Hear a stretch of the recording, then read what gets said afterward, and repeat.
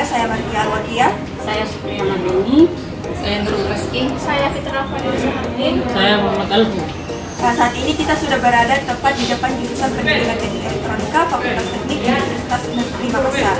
Sebentar lagi kami akan menuju ke jurusan Pendidikan Teknik Mesin yang tidak jauh dari jurusan Pendidikan Teknik Elektronika guna mewawancarai salah satu dosen dan beberapa mahasiswa yang ada di jurusan Pendidikan Teknik Mesin untuk memenuhi salah satu tugas pengantar pendidikan kejuruan yang diampu oleh Ibu Profesor Dr. Purnamawati FDD.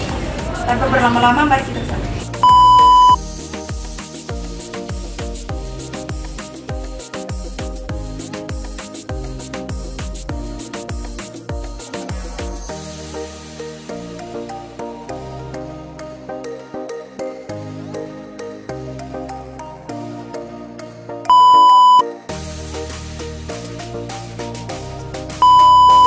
Baik, terima kasih atas kesempatan yang diberikan kepada kami. Sebelumnya, perkenalkan kami dari kelompok 3. Nama saya itu Supriya Mandeni Dan saya Nurul Reski. Saya Martia Alwadia. Saya Muhammad Alfu. Baik Pak, untuk mempersingkat waktu, langsung saja masuk ke pertanyaannya, yaitu pertanyaan pertama, apakah di jurusan Pendidikan Teknik Mesin ini sudah menerapkan konsep Lean and Match dengan dunia industri?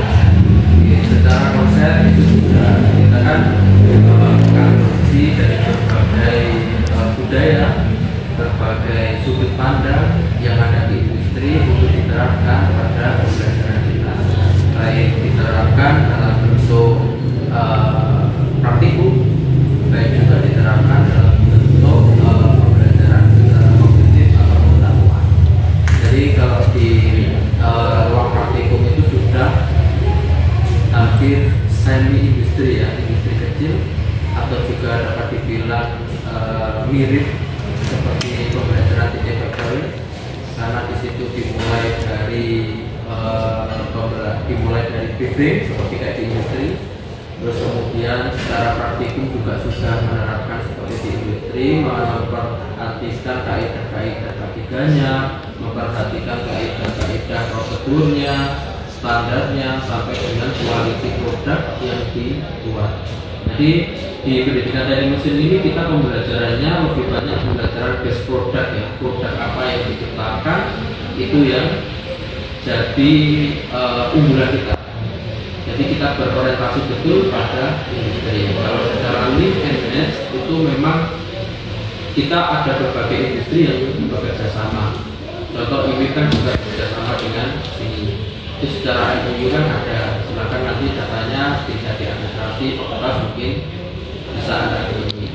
Terus ada industri kecil di area Makassar juga bekerja sama dalam pembuatan produk seperti perusahaan garam yang ada di Cilepoto, itu pompa garamnya itu dikerjakan di sini di pendidikan teknik mesin. Itu ya untuk jawaban yang pertama. Jadi secara Lean and Match sudah. Jadi pertanyaan selanjutnya Pak, bagaimana pandangan Bapak di antara pendidikan kejuruan atau tepatnya di pendidikan teknik mesin dan di dunia industri? Oke, kalau secara konsep ini sangat bagus karena secara pembelajaran itu pembelajaran real atau pembelajaran nyata yang ada di industri untuk diterapkan di lingkungan kampus, sehingga ketika nanti mahasiswa lulus itu secara terjun langsung itu sudah tahu pandangan di industri, oh semacam ini loh. Terus kemudian dia juga bisa menata mentalnya mahasiswa PTM itu sudah tertata menjadi seorang tenaga kerja, bila mana nanti ketika lulus dia terjun langsung itu sudah tidak kaget. Jadi sudah tertanam betul bahwa dia sudah melakukan seorang pekerja yang ada di kampus untuk menyiapkan nanti di industri. Ini secara konsep Lean and Match diterapkan itu semacam itu kalau pandangan saya. Selanjutnya itu pertanyaan selanjutnya, apa saja sih hard skill yang perlu dikuasai di pendidikan teknik mesin ini untuk mempersiapkan setiap lulusan mahasiswa untuk masuk ke dunia industri? Secara hard skill, secara keterampilan itu ya banyak sekali ya. Kita kalau di dunia teknik mesin ini ada proses manufaktur, proses ukur,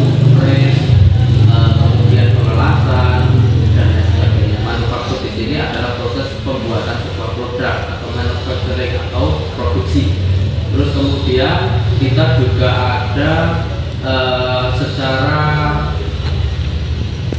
mesin konversi energi, membuat teknologi terbarukan, sehingga mahasiswa di situ belajar terkait dengan keterampilan untuk membuat mesin seperti turbin yang banyak di sini dikerjakan ya, ada turbin, kemudian ada panel surya. Panel suryanya itu juga langsung diaplikasikan pada peralatan-peralatan yang memang dia ini siap dikonsumsi oleh masyarakat. Kemarin ini buat panel surya ditampung, kemudian dari panel surya diaplikasikan pada kompor pemanas.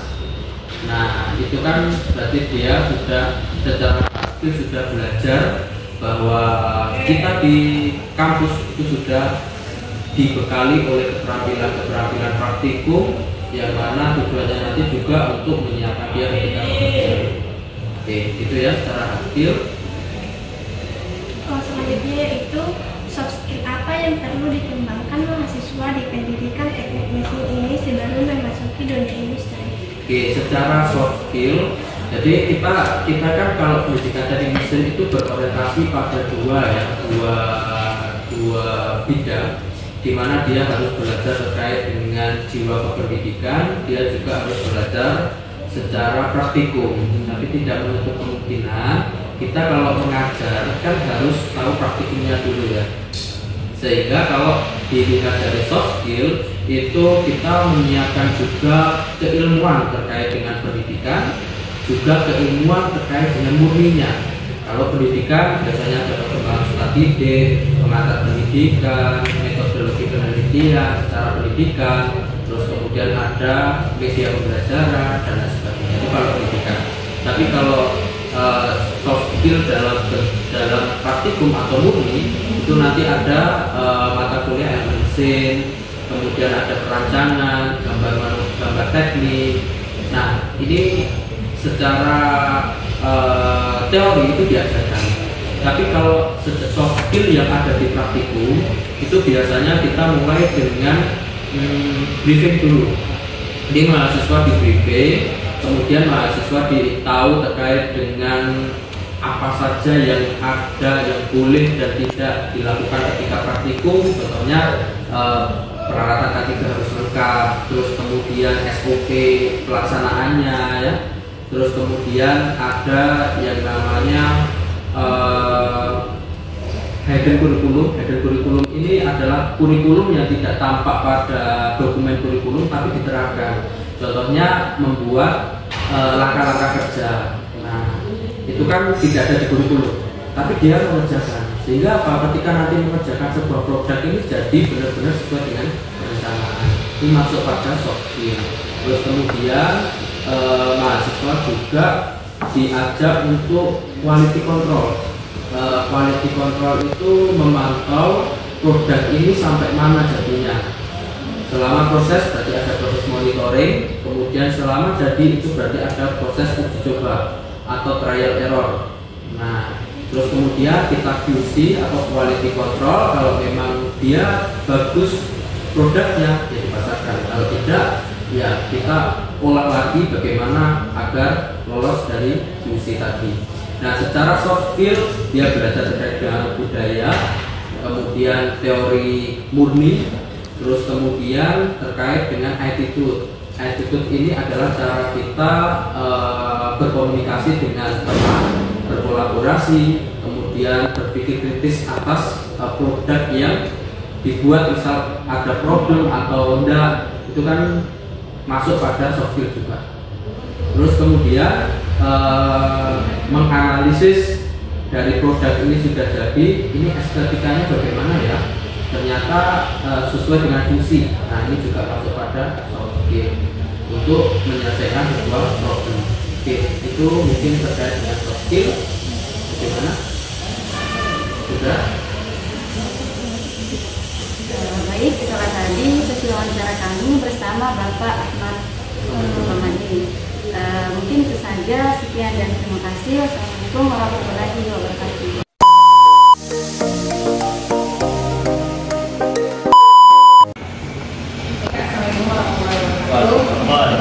Perkenalkan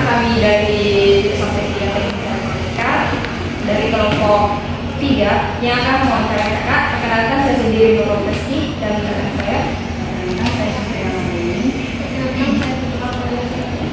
Saya Fatia Makia. Saya Muhammad. Baik kak, namanya siapa? Perkenalkan, nama saya Ahmad Arif Makbul dari jurusan Pendidikan Teknik Mesin Desain. Jadi, perkenalkan nama saya Muhammad Fahri dari jurusan Pendidikan Teknik Mesin Desain. Baik, pertanyaan yang akan disampaikan. Baik, pertanyaan ini dari SMK atau SMA dan jurusan apa yang diambil pada saat SMA atau SMK? Nah, kalau saya sendiri dari SMK yang kedua besar, dan pada saat itu saya mengambil jurusan teknik mesin. Masih kalau saya pendidikan saya dulu itu dari SMK 2 Parepare. Pendidikan yang saya ambil di sana yaitu TSM, Teknik Sepeda Motor. Baiklah, untuk pertanyaan selanjutnya, bagaimana pengalaman kakak waktu di SMK atau SMA bisa mempengaruhi pilihan jurusan yang diambil? Bisa saya menjawab. Pengalaman saya itu sebenarnya kita di TSM atau Teknik Sepeda Motor kita diajarkan tentang perawatan sistem pemesinan dan gimana kaitannya dengan jurusan yang saya ambil sekarang. Ada juga sistem perawatan mesin yang dimana di situ kita bisa lebih mendalami tentang kegiatan merawat mesin yang salah satunya mesin bubut, price dan segala macam, mungkin seperti itu. Oke. Baik, mungkin kalau dari saya pengalaman dari teknik mesin dari SMK, kalau bilang lebih dibandingkan dengan di perkuliahan, kenapa saya mengambil di UNM ini jurusan pendidikan teknik mesin?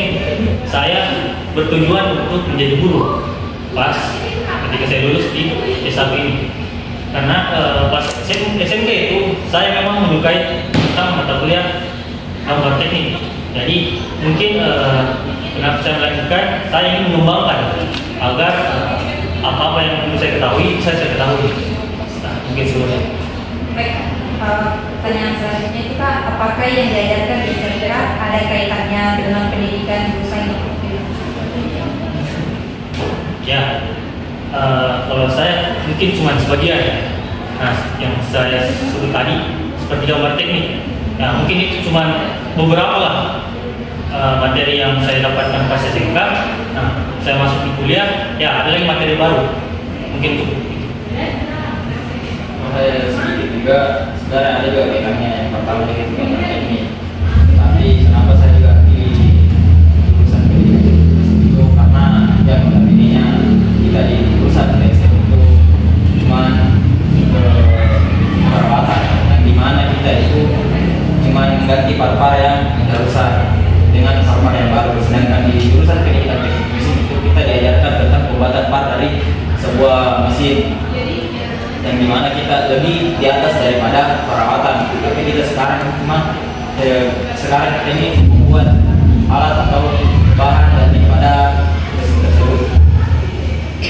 Mereka pertanyaan itu, apakah di pendidikan teknik mesin ini menyediakan fasilitas yang sesuai dengan bidang tujuan yang dipelajari mahasiswanya?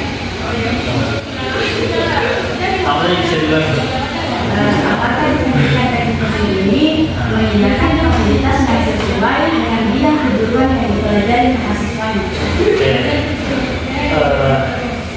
Menurut pendapat saya, ya apa yang saya dapatkan pas di sini sesuai semua dengan apa yang telah saya inginkan pas di waktu SMK. Karena pas SMK itu ada banyak hal yang saya ingin lakukan, tapi dibatasi oleh guru karena mungkin dari guru tersebut melarang atau tidak bisa karena bukan bidangnya sebenarnya.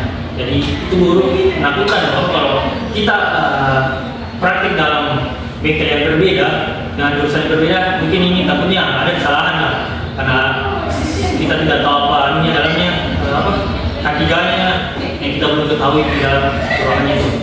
Kurangnya pengetahuan. Ya, kurang pengetahuannya. Apakah di pendidikan teknik mesin ini menyediakan fasilitas yang sesuai dengan bidang tujuan yang dipelajari mahasiswa? Tidak dapat mempengaruhi sesuai sama teori yang diberikan. Secara teori dan praktiknya itu sudah sesuai, tapi yang sedikit saya sampaikan itu kepada jurusan saya itu tentang mesin yang telah sudah lama yang dipakai, mesin yang mampu, di mana itu mesin sudah mesin tahun 90-an. Artinya ada sedikit pembaruan dengan zaman sekarang, yang dimana zaman sekarang itu sudah memiliki pakai las-las yang lebih modern, sedangkan alat yang digunakan di kami itu adalah alat yang di zaman 90-an yang bisa dibilang ya hampir rusak. Jadi mesin ini masih membutuhkan pembaruan fasilitas juga. Menurut saya mesin-mesin yang Setelah tambahan, kalau bisa diadakan sistem permajaan atau perawatan dari mesin-mesin yang ada juga, karena ada beberapa mesin yang tidak rusak di. Baik Pak, mungkin itu pertanyaan dari kami. Sekiranya terima kasih banyak Kak atas waktu yang telah diluangkan oleh kami. Terima kasih. Assalamualaikum warahmatullahi wabarakatuh. Baik, setelah melakukan sesi wawancara bersama Bapak Ahmad Ramadin, juga beberapa mahasiswa di jurusan Pendidikan Teknik Mesin, dapat kami simpulkan bahwa di jurusan Pendidikan Teknik Mesin telah berupaya menerapkan konsep link and match dengan industri melalui kerjasama dan kurikulum berbasis kompetensi, di mana konsep ini penting agar lulusan siap bekerja secara teknis dan adaptif. Mahasiswa perlu menguasai hard skill seperti pengoperasian mesin dan pemrograman CNC, serta soft skill seperti komunikasi dan kerja tim. Integrasi hard skill dan soft skill ini diharapkan membuat lulusan lebih kompeten dan sesuai dengan kebutuhan industri.